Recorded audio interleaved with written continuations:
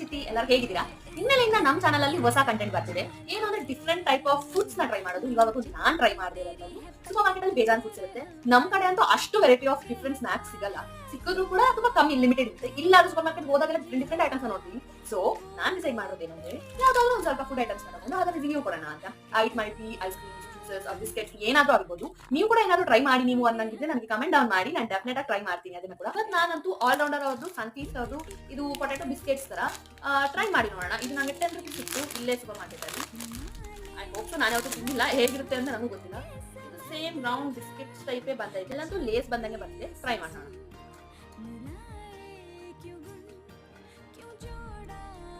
It's good but ಜಾಸ್ತಿ ಅಲ್ಲ, but flavour ಅಂತೂ ಕುರ್ಕುರೆ ತರ ಫೀಲ್ ಆಗ್ತಿದೆ.